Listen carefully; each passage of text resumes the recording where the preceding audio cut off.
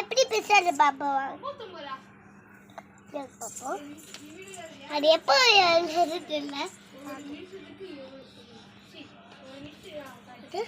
அது நீ தம்பி தரு உண்மை சொல்லு.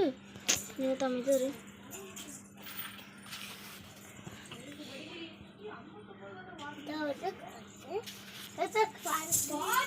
இது வர